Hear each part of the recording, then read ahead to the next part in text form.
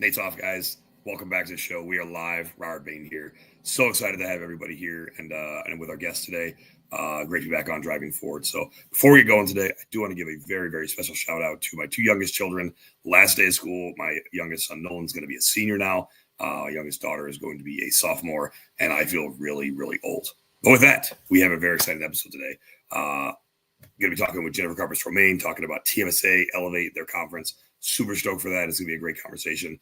Also, do not forget, make sure to, there I am. I will be there here on the 8th through the 10th. I should be speaking, talking about flex your brand, using personal branding identity in the space to also grow the business you're a part of. So very excited for this conversation. You do not want to miss it. You can still register. Make sure to head over to TMSA, their website. You can register there, get your tickets, get your hotels, and make sure to attend there in Austin. It's going to be super fun. Also, make sure to tune in next week. We have a very, very exciting episode with Ben Wilkins, Artie Crawford. We are talking about cyber fraud, about cargo thefts, threats, and how you as an organization can actively take steps right now to prevent this. It is no longer just conjecture. This is happening. Billions of dollars are being lost.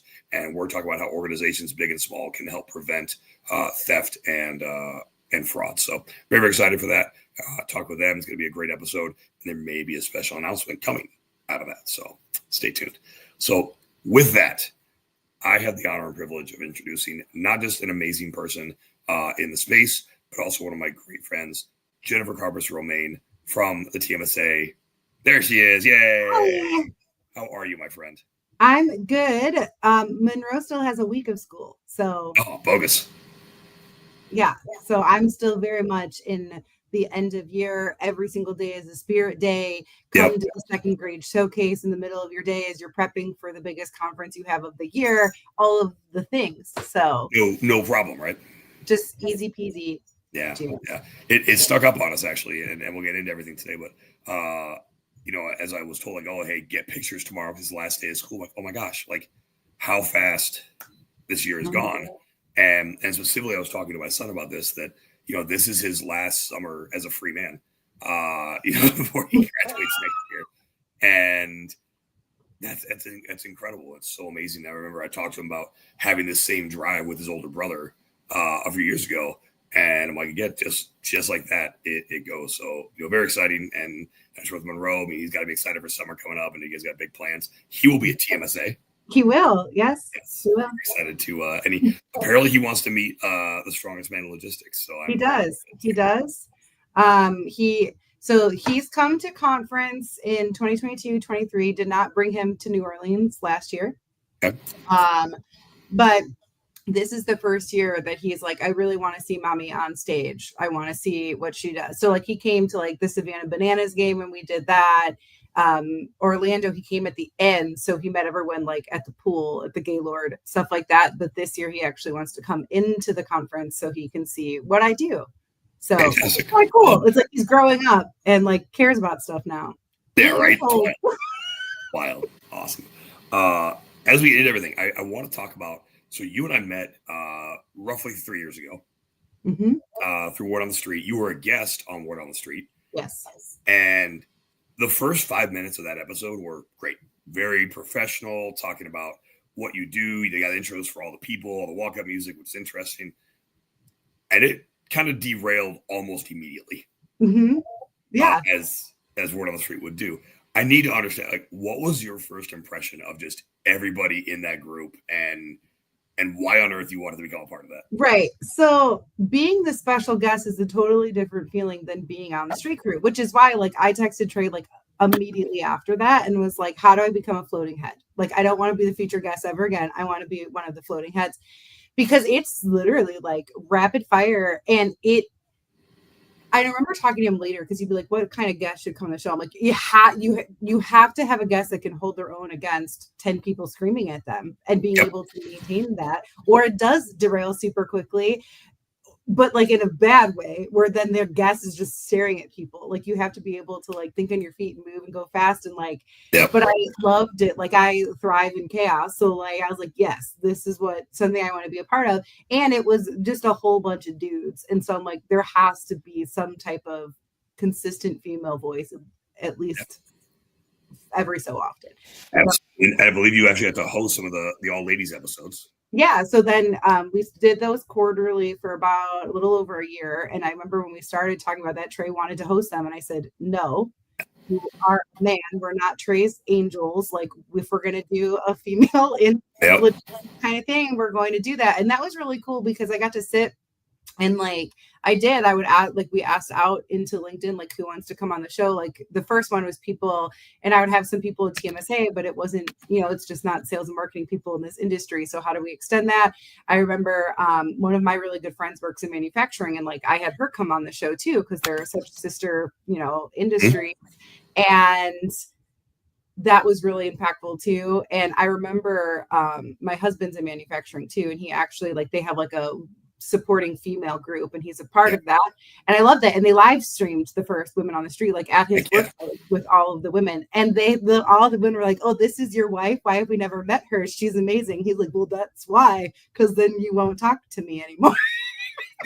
That's fair. Which I've never met him before. I just want to talk to you, so totally tracks. So awesome. Yeah, it was definitely a friendship made for the ages. And then of course we all met, I think the first time we all met was in Vegas at Manifest.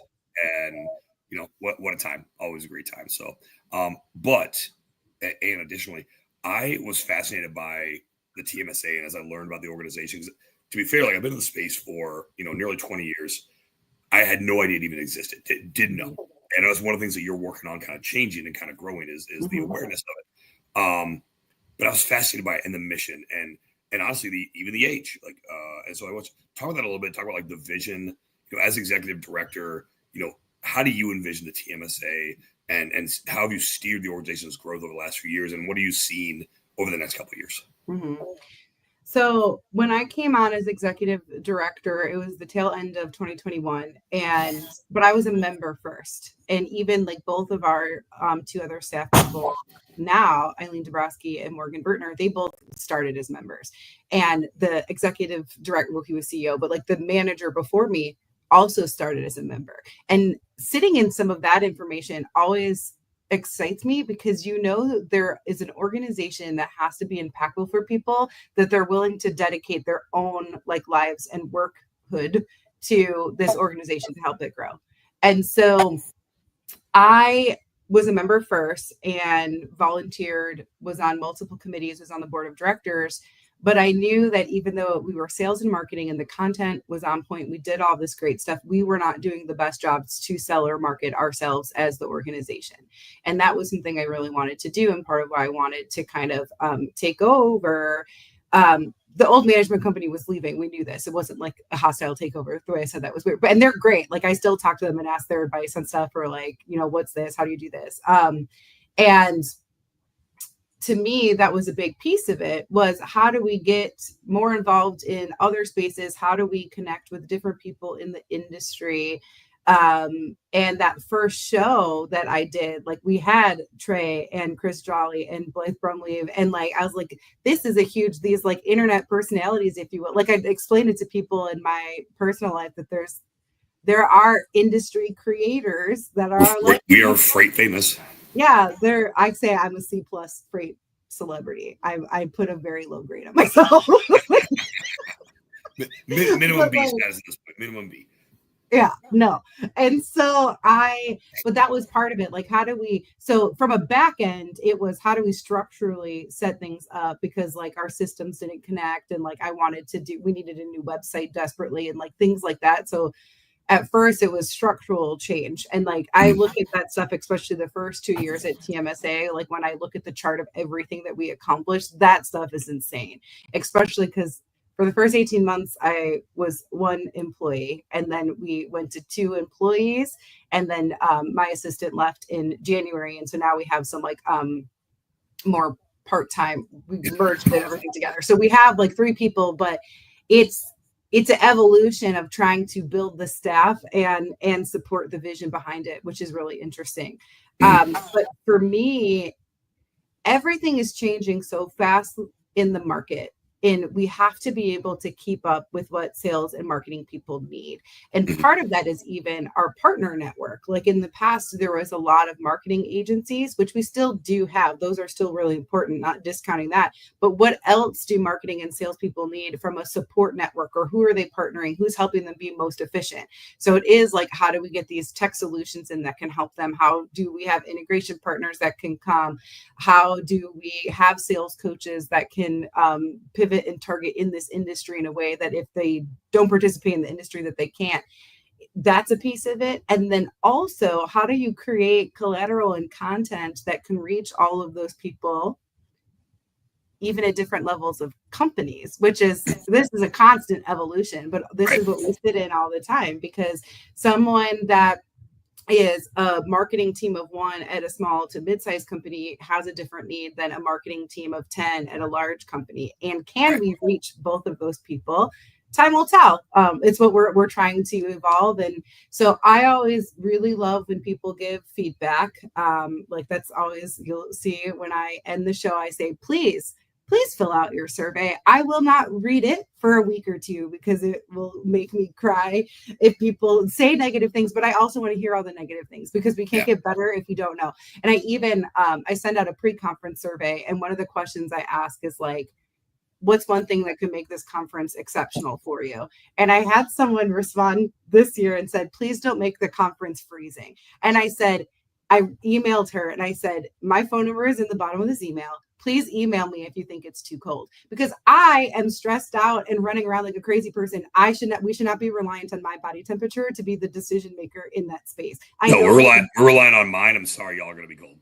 Right. And so I'm like, let me know, because it's really hard to change the temperature in conference, and people don't ever event plan. You have to do it incrementally. You have to do it 1 to 2 degrees and either sit for a half hour and see how it is. And then you have to do it again. And especially in places that we've been, like Austin, New Orleans, it's really hot. And you have to start it fairly low anyway. Yes. And so if you go too high, then you get too hot. So it's incremental change. But if people don't tell me, I can't change it. And so if there's something small, I want people to tell me. I want to be able to make a good experience. Like in that pre-conference survey, I asked, like, do you have dietary restrictions? I sit with those chefs and I make sure they label the food and that there's gluten-free options and that we have things for our vegan and our vegetarian friends and all of that. I want a good experience, and because then people can learn and network and grow and not be like, I'm so hungry, I need to stuff a protein bar down my throat if I can find it. Absolutely, I want them just to be able to eat. Yeah. And for all our vegan and vegetarian friends, I will eat enough meat to cover what you don't. So don't worry about that. We're fine. Yeah. We do have meat too. Don't worry. But there's always, like, if there's like a sandwich bar, there's multiple sandwiches and one is a vegetarian option. Perfect. There's still meat. Love that. No worries. You alluded to it a little bit ago about just adapting to change. And to your point, the sales and marketing landscape, what is needed, how to reach your target market, depending on what type of organization you are. That is evolving constantly. It's very fluid. So how has TMSA adapted to this landscape? And especially with all the recent global changes, take all the politics out of it, but there are a lot of global things happening, right? Mm-hmm. How do you prepare the sales professionals, the marketing professionals that are in your organization to address that and hit that so that they can hit their target markets? Well, I think the biggest thing, and I think you kind of just touched on it too, like take the political stuff out of it. You can't pretend it's not happening. Right. Like there is a lot going on right now. It will affect your business. It will affect your customers. If you pretend like it doesn't exist, that's not going to help anybody. And so one of the things that I think is really important is that you should have the voice. Like this is something we've talked about, like your session is all about personal branding. Like allow your employees to say thought-provoking, smart stuff on the internet, like on LinkedIn. Use the words, use the best words. Yes. And like, because if you don't say anything, then people think you're not paying attention, and which is the opposite of what you're going for. Like, if you're like, hey, yes, this is happening. This is the information we need. This is the information sources that we actually follow, which I think is really good too, because a lot of people will jump the gun and be like, oh yeah, all this stuff is coming. This is what's happening, but we don't actually know that yet. But if you're like, hey, no, this is the trend. This is what we're following. This is, maybe we think this could happen, but we aren't sure. We'll update this information when we get it. You'll become a more trusted source because you're giving that. I spent a lot of my career in journalism, and something that always stuck with me, one of my editors always said, you can take a whole career to build your like people's trust in you, and it can take one thing to destroy it. So because I was like, let's post this to Twitter, and he's like, not yet. And I was like, we don't have to put the whole story. We can put one line and say stay tuned, and like we would like fight about it but he was just always very careful, which I respected the carefulness, but I did think we had to move a little faster with the news for same reasons. And especially with the power of social media and people engaging in a lot of different formats, you don't have to put a whole article or like a whole testament to everything that you're doing. You can be like, hey, this is the information I have. When I have more information, follow up with me. It's only going to make people want to pay attention to what you're saying more, because you're giving a teaser of the information you have, and that you're not releasing information before you actually know. But if you're not doing that, somebody else will, and then they're going to be paying attention to what they're doing and want to work with those people. Right. No, I love that. I think that's an important thing. It's like we live in an attention economy, and it's how do you grab and hold that attention, and you're right, and do it in a way that is thought provoking, that's ethical, and that's going to drive business to so. Kind of moving on, I do want to recognize you have been recognized as a by supply chain demand. Yes, exactly. 3 consecutive years. So first off, congratulations. That is amazing. I know that those things, to even get the attention of those organizations, isn't easy, and to maintain that level of excellence is amazing. So it's very well done. What do you believe has contributed to this consistent acknowledgement? What have you done? What are the things that have really driven that? So I think part of it, so one, I like that they would not adjusted their categories, but they do have like a young professional category. And I think this is a part of it, because I am under 40. So I am a female leader under 40 in the supply chain. So like that's you and 7 others. Yeah, like on paper, I'm an anomaly. And so I feel like that's a piece of it. And the way in real life, you're an anomaly too. Let's be very, very clear here, Jen. Well, thank you.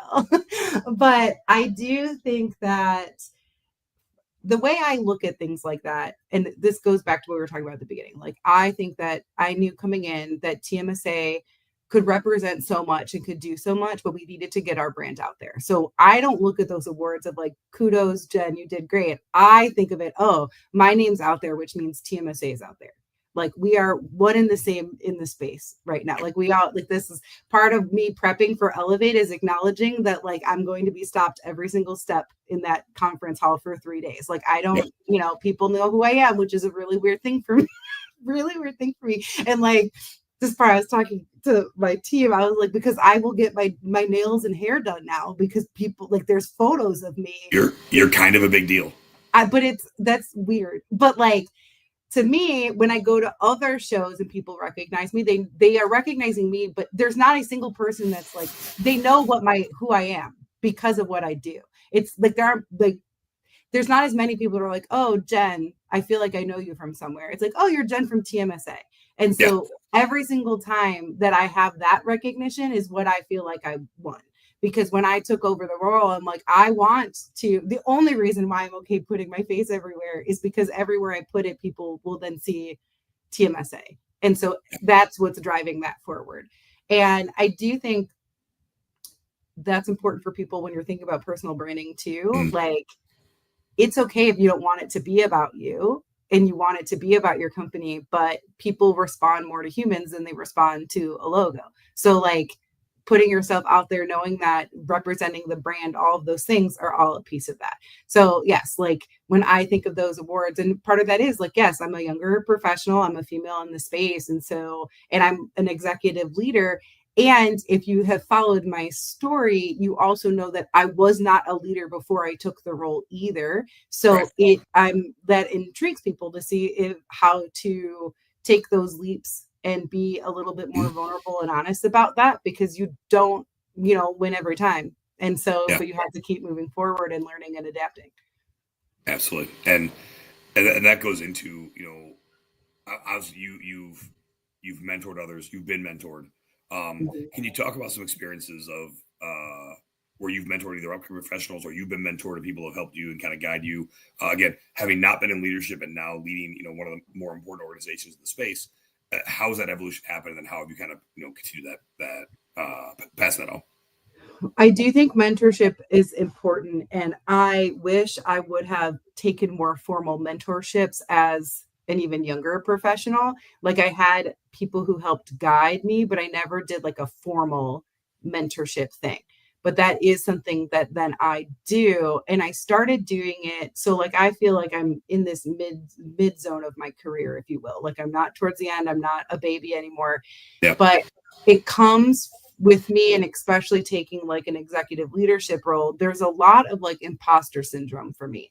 And so mentoring can actually help you understand that you do know what you're talking about, and that you do know that you have thoughts, and more than you think you do. And that Yeah.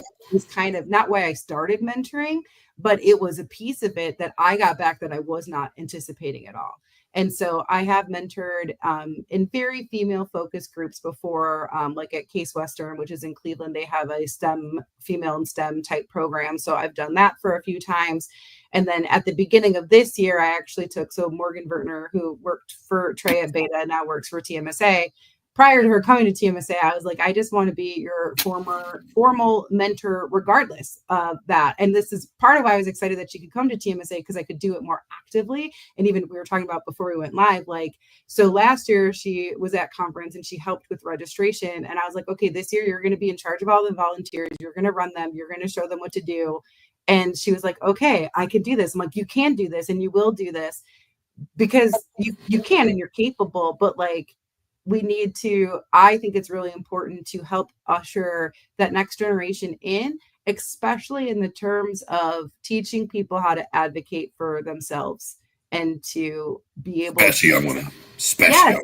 it is so hard. And I know I'm forever forever grateful for my previous boss that I worked at, who I actually got to interview on the TMSA podcast probably like a month ago now, because he hired me 8 years ago when I was 2 months postpartum as a first-time mom who refused to work in an office and only wanted to work part-time. And he was like, you know what? Hired. No, not many of people would have said that. And I know I wouldn't be where I am if he didn't take a chance on that person. And that's what it was. It was a chance. And he was like, if she fails, she fails. We'll hire somebody else in a couple of months. But like, I didn't. And I kept growing. But he had that faith that I could do it and gave me enough space to learn. And I grew so much in that role. And every other job I had before that, not that people didn't believe in me, but I didn't have space to grow in any like real concrete way. It was like, you're organized, so help other people grow. But I'm like, I want to grow. And in that role, I was able to like grow and nurture. And so that's like in a more executive role now, that's what I try to do. And like, yes, my assistant left and she was amazing, but I was training her to be an operations manager and that's what she left for. So I was like, great. The first person I trained to do something, she got out super quickly. Sucks for me. Great for her. but ultimately, like good for you, because that's it. And sorry to interrupt, but I think it's an important thing to call out is like, if you look at the more traditional mentorship programs, they're usually guys, right?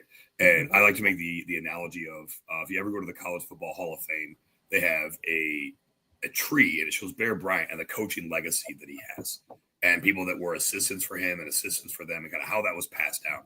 He's regarded as one of the greatest coaches of all time, and there are no less than 50 D1 coaches, many of them national title winners and various levels, all stemming from this one individual who saw potential in others and built them out, and not only built them up, but then taught them how to build others up. And I think that's one of those important things about mentorship that I think it's not lost, but is definitely not talked about as much. And let's be fair, in a very male-dominated industry, the ladies need that assistance from other ladies. Mm-hmm. Yes, I agree. And I also think with that, though, it is still good. Like I would love, like one day I would love to mentor a male, because then you get a different perspective. Mm-hmm. And I do think like getting the other thing about mentorship I'm learning as I go, you can have like 7 different mentors for different things. It doesn't have to be like, oh, I just follow this one person to the end of the earth. Like you can have like a I actually advise highly against doing that. Yeah, don't.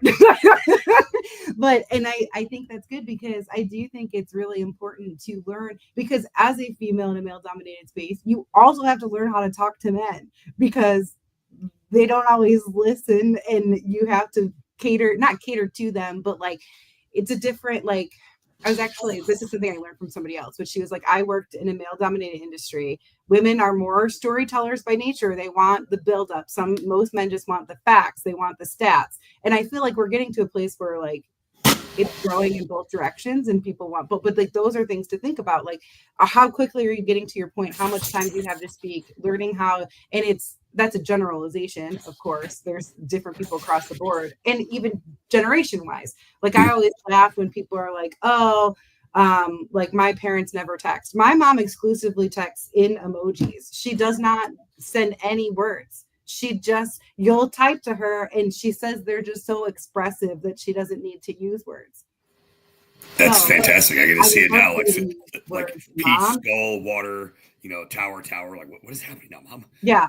No, it's normally like just 1, 2. And then my dad doesn't understand anything. That's what he'll do, because he'll want you to sit and think about what it means. And so I think that you can learn how to work with people generally, but then also, of course, adapt to the people that you're actually engaging with on a regular basis. Absolutely. I love that. I think, and I love that perspective on mentorship. I think it is big to have multiple viewpoints and again, multiple specialties as you grow as a leader. It's huge. Kind of moving to community and collaboration. Yes, I did deep dive into your background, and thanks to ChatGPT for the assist on that. Yeah. When you were on with Joe Lynch, you emphasized building the freight sales and marketing community, specifically the groups of people that have, not only like roles, but like minds and like processes, and how to create kind of the best of all those worlds. What are the key elements for fostering communities like that? So I think for me, it's always about being, even though I hate when people are like, oh, I'm authentically myself, because I feel like when you say that sounds fake now, but I do think that's like a piece of it. Like, I believe everybody is human first. And so I lead with humanity first. And that is, I think, a key component of coming into a community is knowing, like, I remember when I first started in this role and my board president was like a CMO, and I was very nervous to talk to him about stuff. And at one point I'm like, can I just stop using my adapted voice? I'm very tired. I would just like to be myself right now. And he was like, please. I was like, great. And then that's how it was. And so I think then when you're building a community, that's how you should think of it. Everyone is a human. Everyone, is going to have good days and bad days, but they're coming to this space because they want to grow. They want to learn. They want to connect. They want to have real conversations. And I know, especially on the marketing side, there's a ton of people who work with they're the only marketing person. Or if it could be a distributed sales team, so they're not seeing people all the time. So you're creating the space where they're able to connect with other humans on a regular basis. And you want it to be a space where they feel like they can actually share what they want to, that it's not a surface level conversation. It's not, like you want them to like really get into it, really be expressive, not be afraid to ask questions, not be afraid to feel stupid and ask the question, and just be able to actually grow and adapt. There are no stupid questions, just stupid people who ask questions. Be very clear on that. Yes, exactly. Awesome. I think this is a great pivot point. So we're gonna do a quick commercial and then we'll be right back. Okay. And cue in Italia. Amateur, baby. If your fleet's downtime looks like chaos, you're missing out on GLCS. In the fast-paced world of trucking and logistics, time is everything. Meet GLCS, your expert partner in managed IT services. We integrate seamlessly with your team, bringing seasoned IT professionals with deep transportation and logistics expertise. Imagine your software updates running smoothly, complex issues resolved quickly, and operations humming with efficiency. GLCS has your back. Our support doesn't just fix problems, it prevents them. With our industry connections and proactive approach, we keep your trucks rolling and your brokers working. Think of us as the added resource your company needs to unleash its full potential. Visit glcs.net today and keep your business driving forward. GLCS, where efficiency meets expertise.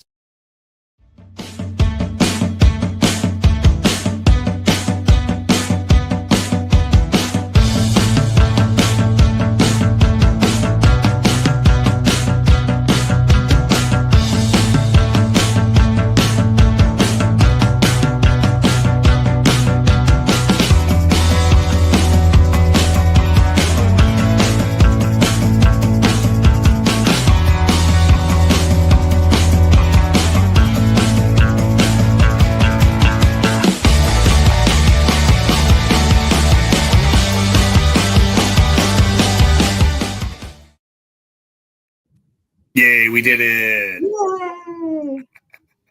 Awesome. Always appreciate the commercials for GLCS and Freight Movement.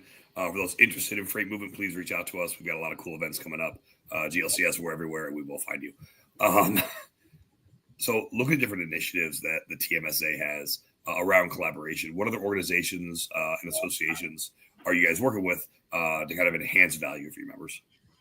So I like working with all different groups and associations. So like Freight Movement, that's something we're associated with too. I love going to other industry events. We normally do some type of networking stuff there, and I want to continue evolving and growing those relationships. So like with that, like IWA has a marketing summit now, and that's in July. I'm actually keynoting their marketing summit, which is really exciting for me. And I want to do more and more of that stuff because to me, the other associations have these segmented pockets of the part of the industry that they're focused on, but we're focused on all of the places, but the sales and marketing pieces. So the more that we can collaborate on content, the better to me will be in the end. One thing that we're also doing in August is we're doing a joint webinar with WEMOS, which is the Women in Maritime Operations. And we're each having a member that we're featuring. So Port Houston is coming from WEMOS, IMC Logistics is coming from TMSA, and we're showcasing like from the sea to the pavement, what goes on through all of those things, because if you work primarily in land, you might not know what happens in maritime and vice versa. And so that type of engagement is something I want to keep growing on and keep building upon, because I think that's really, really important. And yes, like we have people come to us all the time. I'm open to, the only thing I don't like to do is exclusivity deals. If somebody is like, you will work with us and you won't work with other people, that doesn't always sit right with me, because I don't think those types of engagements are the best for our members, because we want to be collaborative. We want to be open. We want to be able to engage with everybody. So that kind of puts a limit on doing things. But outside of that, we're open to collaborate and try something new. I always say that for me, if I ever say like, oh, this is the way this has always been done, so this is the way we're doing it, like just fire me on the spot, because it will be against everything I believe in. So yeah, so we just really work with everybody as best we can. I love going to conferences and speaking and talking sales and marketing whenever people will have me. Love that. Awesome. Speaking specifically of Elevate, this is kind of your crazy time right now as you're getting ready for that. Mm-hmm. Thinking overall about the event, I know the planning begins almost right away. What are the strategies or some of the strategies you employ that make sure these events are going to be informative, they're going to be engaging, they're going to be value driven? I hate that term. Like that, there is going to be value out of the ticket for those that are attending. So for us, the key components are education and networking. But with that, I like to make sure that's diversified so that you can find multiple ways to engage and to learn. So like we have some panels, we're not all panels, which I think a lot of conferences have turned to, and they're great and informative, nothing against that. But like for me, I like to make sure that we have content that is deep dive to like specific to sales, specific to marketing. We added a demo track this year so our tech providers could actually showcase their product. We do have who is gonna critique the demos as a sales professional of the tech providers? Know someone's going to. Hopefully not in my presence. It'd be nice to them. It's our first demo track, but but that is funny. Yes. And so we like to do that. Of course we have like our opening keynote standard stuff, but then even like your session, it's a 15-minute storytelling session. It is focused on something specific. We were talking about personal brand and how it could actually help you with your business, because that's like, to me, it's the thing people always talk about. Oh, personal brand. But like, what does that mean? Or how do you get it? How does it actually? And let's be real, there are a lot of CEOs and a lot of executives that get really nervous about employees of the personal brand. And I don't want to give away everything yet, but that is one of the key pieces we're going to talk about. So for the ICs and the managers that want to do it, and then also for the executives, like, you're going to want to hear this, because I think that is one of the things that Nate and I have done a great job on. And you and I talked about this a lot at lunch a couple weeks ago. How do we deal with it when we come in the room and maybe I get more attention than he does, or vice versa when I'm used to getting all the attention? Like, how do we deal with it? How do two big personalities, and we'll call it what it is, how do two big egos coexist in a way that is beneficial to all parties involved? I appreciate that you checked your own words on that. You're like, no, not just personalities, egos. It is what it is. Because you don't build a brand like that, like at all, without some level of ego. People tell me all they want, like, oh no, it's all about no, like, understand that there is a bit of ego there, and ego's not bad. Ego drives a lot of things, but it is how do you check that? How do you make sure that you keep that in within the guardrails, so that because when it derails, that's when everything that's when the bad ego part comes out. Mm-hmm. When it's channeled very, very well, ego can be an incredible driver of innovation, of sales, of revenue, of just overall brand recognition. Mm-hmm. Yeah, and so that's from a content standpoint. I like to make sure it's all diversified. One, so that it doesn't get stagnant. People aren't just sitting in the same spot watching thing over and they get bored. But then also making sure that we hit topic area. Like if something's on the main stage, it has to be applicable to leaders, to sales, and to marketers. Like it doesn't go on main stage if not. And so, but one of the things, like there you go. One of the things I love about our conference is, so like we have an economy panel where 3 different economists are coming and all giving their perspective, which I think is so important. You can have one, but they have different opinions. Some things feel a little bit different, and then you can make your assumptions on that. We have a shippers panel where 3 different shippers are coming and getting to hear that insight. And then we also like to do something that's local to the city we're in. So this year we're in Austin. So our closing panel is South by Southwest. And we have like the former chief brand officer, the VP of event operations, and their partner at Freeman who helps with like the logistical stuff. And they're saying not just how they pull this off, but like how sales and marketing can relate to it, but also how they scaled it. Because from where it started to where it is now, and like the woman who worked at Freeman, she's been their partner the whole time. Like she's been like hearing these stories. I get so excited when I talk to them because it's awesome to watch, and I'm really excited for that. And like Blythe Milligan now, not Blythe Brumley Milligan, she is doing that session and doing like QA, because I was like, oh, this is literally everything is logistics. It's literally what she's all about. And so we have to include her in it. And so, but it's just really, really cool. And having that, the different varieties of content. And then we also have plenty of space for networking. And we like to do that in a little bit different ways. So like our newcomers welcome has what we call veterans come to, and you meet. We have a buddy program, which you have an email with your buddy. P.S. I did. You just got to look. So we assign a veteran TMSA member to every first timer. And so if you have questions to ask them, and just so you at least know one person before you come in the door. Obviously, you know plenty of people, but you are technically a first timer. And so you didn't get a buddy, and I see all the emails. And so, but I know who it is now, so I'm good. Yeah. And so that's something I actually started the buddy program when I was a member back in like 2019, because I just thought I know I've been to industry events where I didn't know anyone, and those newcomers receptions scare me. I don't do great walking. I'm great if I know one person, then I have like a safe space and I can flitter around the room. If I'm just by myself alone, I don't do great with that. And so that was like at the heart of the buddy program. Okay, you're brand new, you don't know anyone, you'll have at least one person that'll be a friendly face. You can ask your questions ahead of time, like stupid questions like what do I wear? And I mean, I try to put those in the emails that we send out anyway, but like I think that's really important. And then we also do a community give back on the first day, which we partner with a local community group. This year, we're partnering with Latinitas, which is a like Latin female, it's STEM program, and they have a summer camp. So we'll be putting together kits for the summer camp because it's that week, and we get to write them like encouraging letters and stuff. In the past, we did in Savannah is where it started. We partnered with the Children's Hospital and made tie blankets. We partnered with the Covenant House last year in New Orleans. So it's just something different to do. You can feel good about the engagement, but you're also networking, you're talking as you're building the kits or making the blankets or whatever. So we do that. And then on Monday night, we have our big award banquet, which is really cool. So you get to see excellence in sales and marketing in the space. We have a rising star category, which I love because we get to see people that are newer to their careers coming up. And then I get to give out the Partner Member of the Year awards, which is always special to me because these are volunteers who just give so much time and energy to our organization and love to recognize that.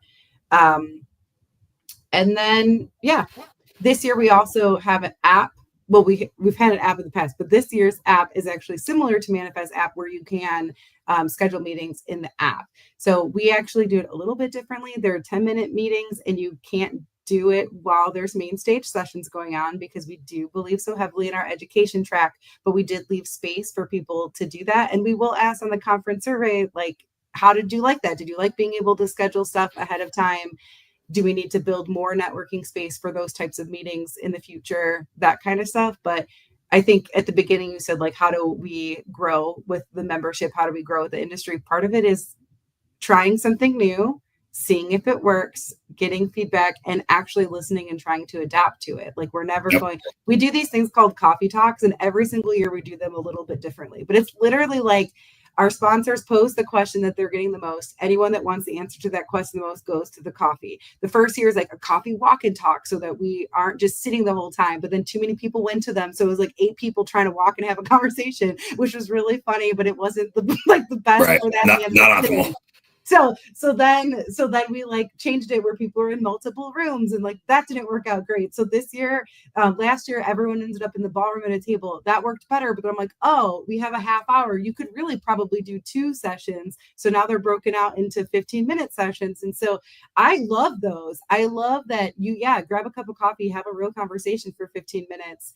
With this smaller group of people, get the answer to that question, get your brain moving in a different way and then carry on to the next thing.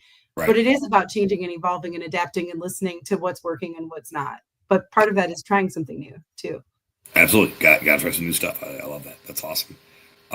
Shifting gears a little bit because you've had a career, and to your point, you're kind of at a midpoint in your career where you've certainly done some things. You're not a rookie, but certainly have a long road ahead of you as far as like ultimately what that career looks like when you look back. As I've gone through your social media, I've found certain things. And you mentioned participating in your niece's 3rd grade career day, which I think career days are actually really dope. I kind of wish that was a bigger deal because it gives people this perspective on things they can do. How does explaining your role to children of that age, really provide a different perspective on your profession?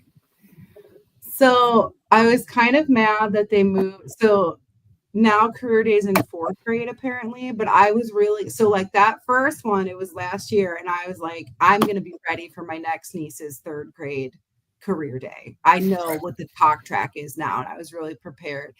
And then they moved it. So I'm going to have to wait until next year. But I was like, and then Monroe is in 2nd grade. He'll be 3rd grade next year. I'm like, by the end, me and my sister will be ready. We'll be veterans of this career day. Right. But it was interesting explaining my job to children because it is not the easiest job.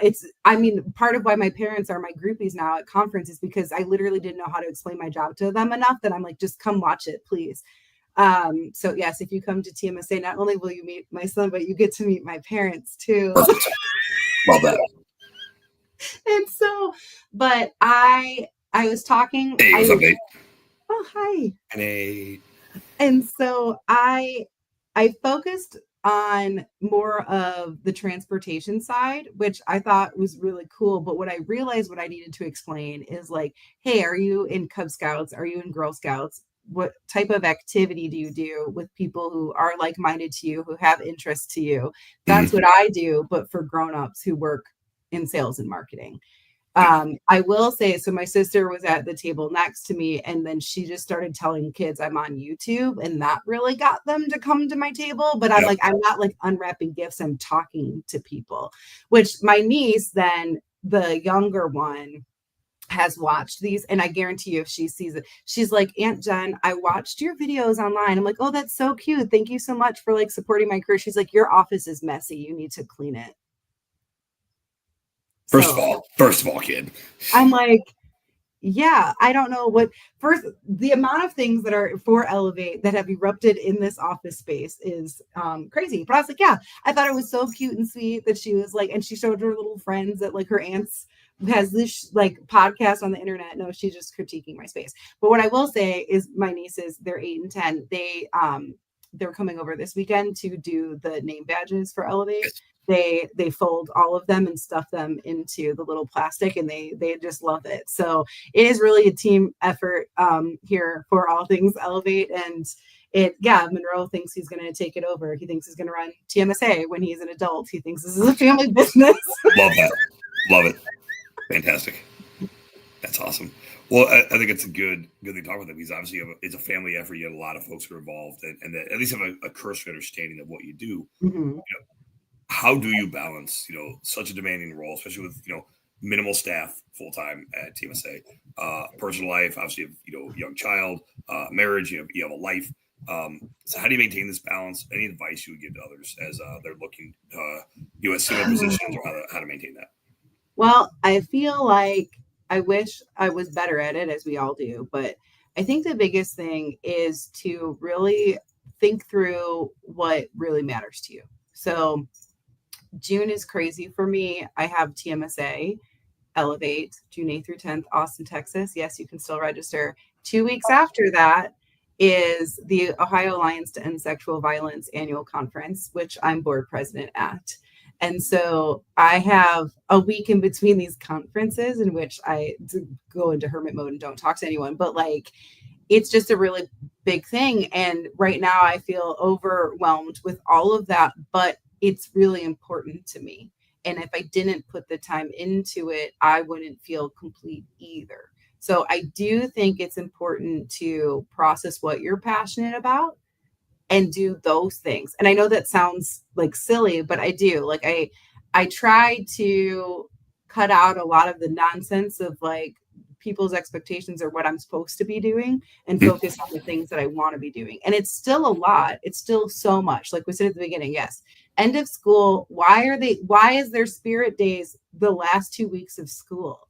Like and then they changed it because it was like today was supposed to be field day, but it was raining. So now it's like career day. I don't even remember, but I was like, okay, now you can't be changing the days. I don't right. Exactly. And so, but like that kind of stuff. And I also think, because like I have been a rude mom. Yes, my kid's like now into sports, but it is navigation and making sure that you are showing up. Like to me, I ask Monroe all the time, like, what do you think the most important thing to mommy is? And he always says him. And to me, as long as that answer stays, then I'm good. And it is hard. Like I brought him to site visits with me for next year because I traveled so much in like a 4-week period that I thought if I left my husband a solo parent one more time, he was not going to be pleased with me. But also I wasn't seeing my kid as much as I wanted to. And so I'm like, let's look at this. Okay, I can tour hotels with an 8-year-old. And let me tell you, they may have been lying because they wanted my business, but those sales reps at those hotels were like, do you know how boring these can be? Like your kid is really funny. And the thing, like, it was interesting to watch what a kid is paying. Like Monroe tested every single chair in every room that we went to and was not afraid to tell the sales reps if it was not an adequate chair. Love that. This is not comfortable. That's amazing. That's amazing. And so, and like the one woman was like, I have never noticed how many different types of chairs we have in our lobby. Yeah. Because Yeah. he would try all of them. And it would be like great because he would get there, they'd be like, oh, do you need a Starbucks? He's like, yes, I do. And he'd be like, cake pop, please. Like, It's fantastic. but and so like part of that is to be a little bit honest when you have to merge some things together too. Like we are definitely living in a time, like you have your whole life behind you right now. Like I do. it is In fact, I know. we have I special saw. Hello. Hi. Say cheese. Say cheese. Hi. Smile. Oh. Yeah, exactly. That's Jen. Say hi. There you go. There you go. Okay. There we go. Oh. There's your nose. That's right. Where's your belly button? No, it's her belly button. Where's your belly button? That's the most important part of the show right here. Is yeah, I was like, I'm not even paying attention that people could be watching this now. Have a kiss? No. You say bye-bye? You all done? Go say bye. You smile. That's her new thing. She'll say cheese when she's the camera. All right. Let's say bye. You go bye-bye? Yoink. Bye-bye. But and that's the best part of my whole day is that child. Yeah. But like we live in a world now where our personal lives and our professional lives just mix a little bit more. And I think that's okay. It is. It is. I think it's great. One of my favorite stories about exactly that is so you have the Walcott Jamboree, Walcott, Iowa, world's largest truck stop.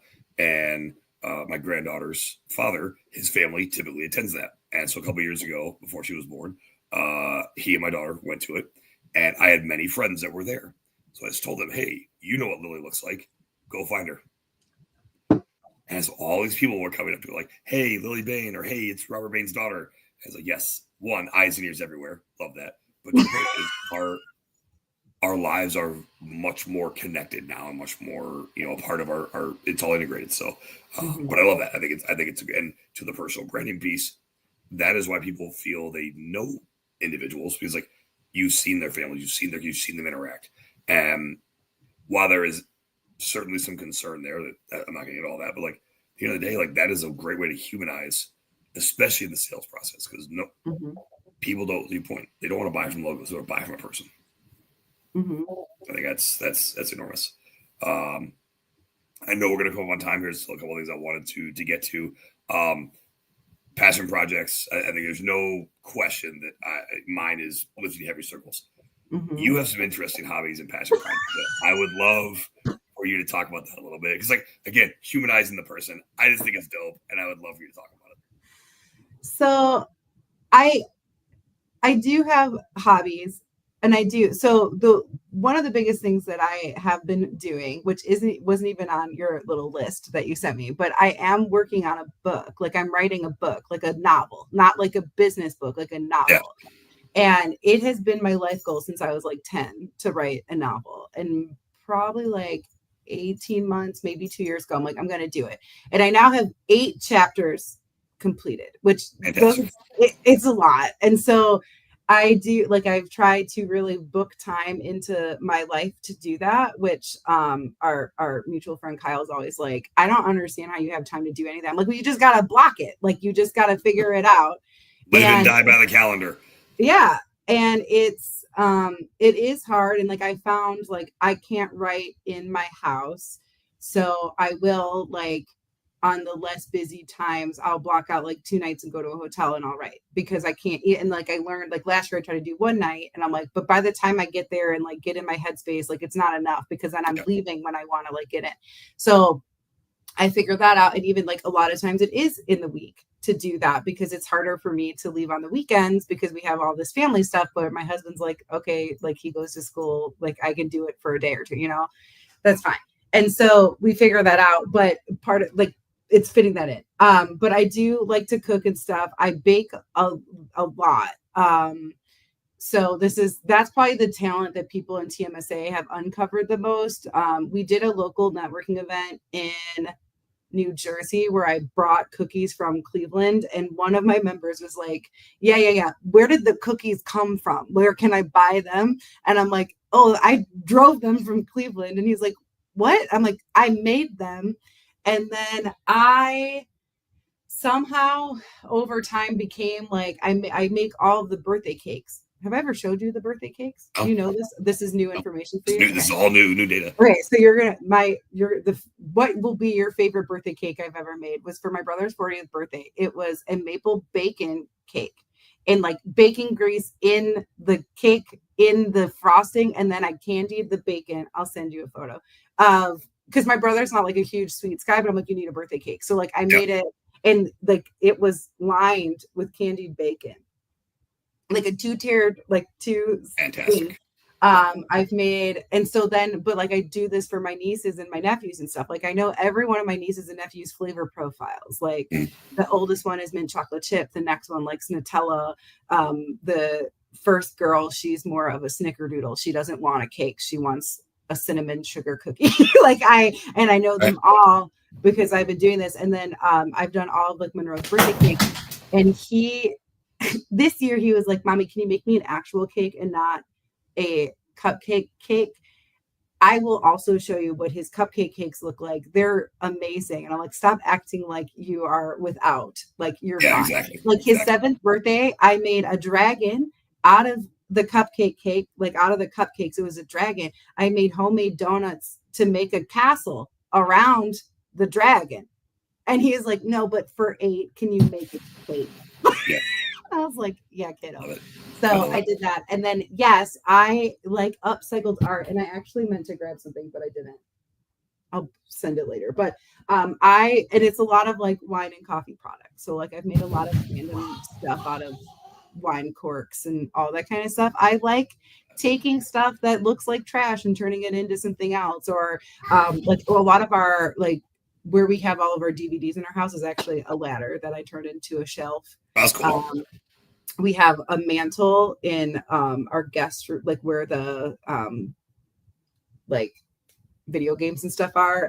We made like a real door, and we cut it in half, and so the door is like this. So it's like a mantle under the TV, and that's where all of like the stuff. So I do weird stuff like that. That's dope. I love that. That's cool. Okay, we're coming up on time, so 2 more questions. TMSA, what's next? We have Elevate coming up in a couple weeks. In the coming years, what are you looking to achieve with them? What do you want TMSA to be known for? I would love for TMSA to continue to grow and meet the needs of sales and marketing people in the market, and to really unlock how to do that. I feel like there's so much rapid change right now. And so it's hard. And I also think there's a difference between what people are saying that they want and then what they actually need.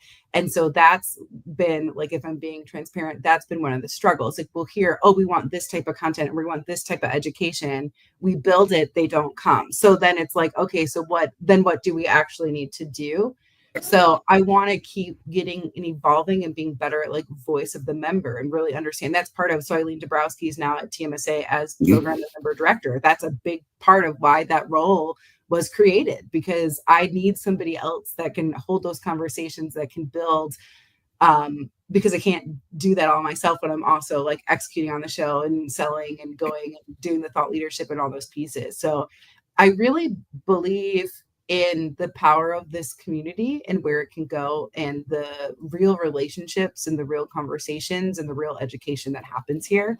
We just need to continue to evolve in a way that makes sense for sales and marketing folks in the space. Love that. Last thing, how do people get a hold of you? Oh, well, you can find me on LinkedIn. My name is Jennifer Karpus-Romain. You can also email it jennifer@tmsatoday.org. And don't be shocked if you get an out of office reply right now. Right. I put it on like probably 2 weeks ago, because every day my inbox explodes, and I feel I'm trying to keep up with it, but I'm like, hey, I'm in Elevate mode. I'm doing the best I can. Here's my phone number if you need something immediately. Realistically, like, that's the best way to hold you, is just come to Elevate. Yeah, and I just there was a lot of moving parts. And so I try to handle everything immediately that I can. But it was almost to the point where I felt rude not having an out of office, and like for people that like didn't cognitively understand what my inbox must look like. So there's jokes about coffee and stuff in there. But yeah, it'll be up there until Elevate, and then I'll change it to be like, I'm in Austin now. Yeah, there you go. Awesome. Well, Jen, thank you so much. We appreciate you coming on today, and obviously, excited to be at Elevate here in a couple of weeks and talk to you and talk personal branding. Don't forget to check us out on all the different platforms that we are on, including Reach Across America, the radio station. We're there every Tuesday. And again, thank you to everybody who is watching currently, who's going to download this. We appreciate y'all, and we will see you all next week.